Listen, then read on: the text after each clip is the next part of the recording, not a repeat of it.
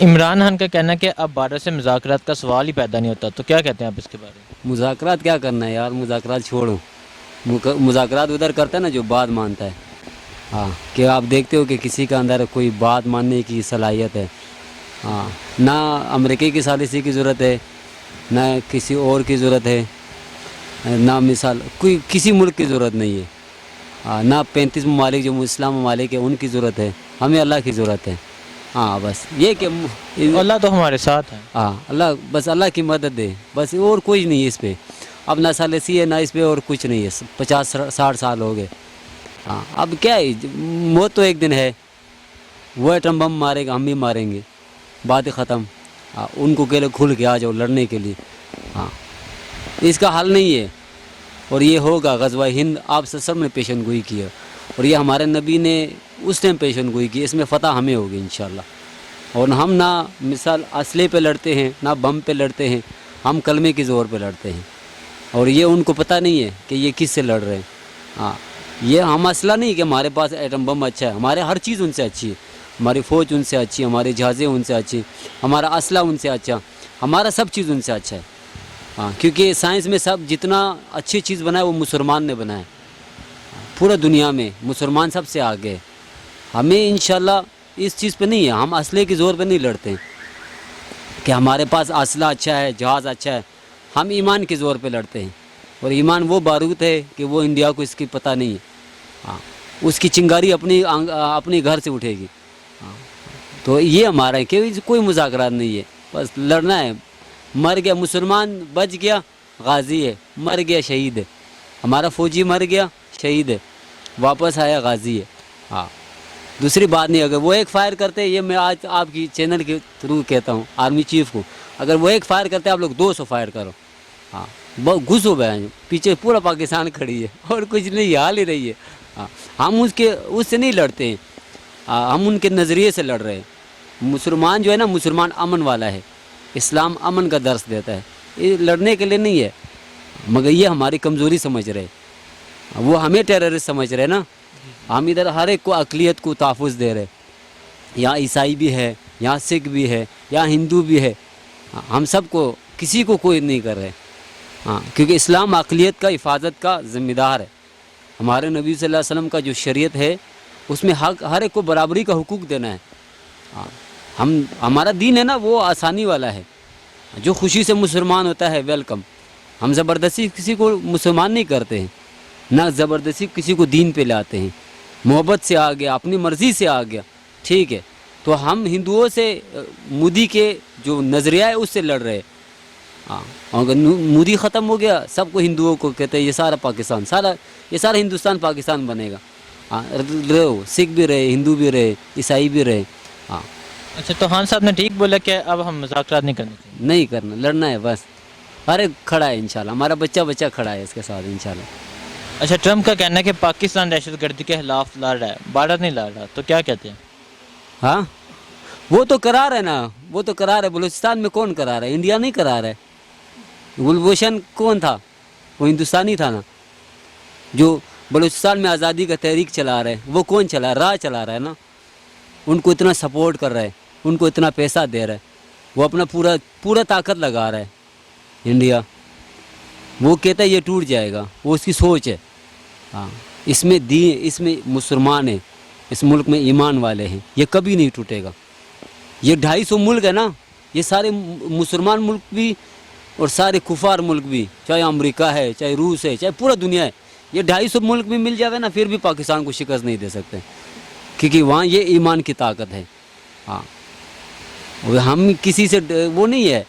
الحمدللہ مسلمان پاکستان بنا کس لیے؟ کلمے کے بنیاد پہ بنا ہے.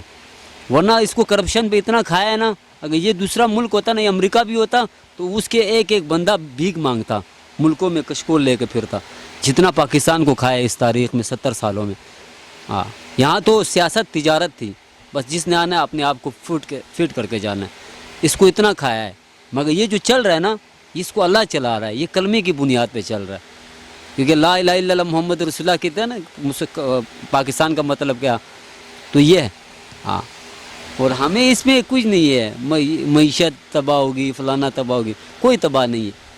हाँ, अल्लाह हमारे साथ है कि कोई मीशत बन पूरा 250 मुल्क हमसे बाइकाट करे, कोई तिजारत नहीं करे, कोई ये नहीं करे, कहता फलाना वो टीवी पे बैठते बड़े बड़े कप लेकर कहता उनकी मीशत ये हो गई, इनकी मीशत। यार मीशत किसके हाथ में? अल्लाह के हाथ में। अल्लाह से मांगो, अल्लाह मीशत ठीक करेगा। हमारे पास कोयला भी है, पानी भी है, गैस भी है, तेल भी है, सारा मादनियात भी है। बलूचिस्तान में कितने 28 मादनियात, साहिल हमारे पास है, हर चीज़ हमारे पास है। हमें किसी को क्या ज़रूरत है यार? हमसे सारा 250 मुल्क रब्ता बंद करे, हमें किसी को ज़रूरत नहीं है। हमें अल्लाह ने सब चीज़ें दी है, 4 मौसम दिया है, और अल्लाह ने हमें ऐसे ऐसे अच्छी जगह दी है, 4 सूबे हैं। हाँ, हर चीज़ हमारे पास है। हमें किसी एक दुनिया में एक मुल्क की ज़रूरत नहीं है। हमारे साथ अल्लाह है और अल्लाह इस मुल्क को चला रहा है। तो इंशाल्लाह पूरे पाकिस्तान के अवाम इंशाल्लाह पूरा। अच्छा, आसफ अली जरदारी की मनी लॉन्ड्रिंग में एक भारतीय शहरी का भी इंकशाफ हुआ कि वो भी साथ था, तो क्या कहते हैं? अब इस चीज़ में जरदारी मरदारी को पीछे रखो। अब वो भारतीय है, वो उनकी तजारत है। अब वो चुप है, नवाज शरीफ चुप है, हर एक अपना मुफाद है। क्यों? हाँ, बस इस तरह तो सऊदी अरब नहीं बोल रहा है, वो उधर तिजारत कर रहा है। अभी यही 5-6 दिन पहले उन्होंने पता नहीं कितने मिलियन डॉलर में उनके साथ तेल का मुआहदा किया, उनके साथ बिजनेस किया। सऊदी नहीं बोल रहा है, बगैर तुर्क का कौन बोल रहा है? 35 ममालिक बोल रहे हैं, नहीं बोल रहे। हाँ, बाबरी मस्जिद शहीद हो गया, सऊदी अरब ने बात की, बाकी मुसलमान मुल्कों ने बात की बगैर तुर्की से। किसी मुसलमान मुल्क उठा है नहीं बोलते। क्यों? उनके तिजारत है। आजकल मुफाद का दौर है, मुफाद का दौर है, क्योंकि हुकूमत फंसे होते हैं। बादशाह जितने भी वज़ीर है, जितने ममालिक हैं, उनके बादशाह है, उनके जो है वो फंसे हुए। मगर अरब का आवाम वो आज भी उसका दिल जल रहा है। जितने भी 55 ममालिक है, जैसे उस दिन इमरान खान साहब ने कहा ना कि 1.25 अरब मुसलमानों का, ये 1.5 अरब मुसलमानों का मामला है। तो हम हुकूमतों से गिला नहीं करते ना, हमें किसी से गिले की ज़रूरत है। मगर ये सारे मुसलमान एक साथ खड़े, हाँ एक साथ खड़े। हाँ, ये मोदी की चिंगारी उसको जलाएगी इंशाल्लाह। अच्छा, हुकूमत ने मौलाना फजल रहमान को गिरफ्तार करने का फैसला किया है, तो क्या कहते हैं आप इसको? वो गिरफ्तार करे, वो जिस पे जो केस बनेगा उसको गिरफ्तार करे। मौलाना फजल रहमान को भी किस तरह गिरफ्तार करे।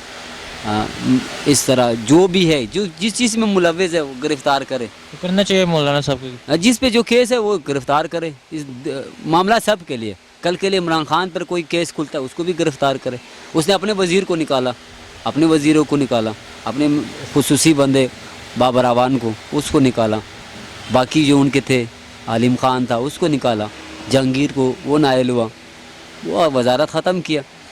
उसने एक बयान पर अपने वज़ीर को हटाया, चौहान, क्या नाम है उसका, याजुल हसन। हाँ हाँ, उसने क्या कहा, हिंदू।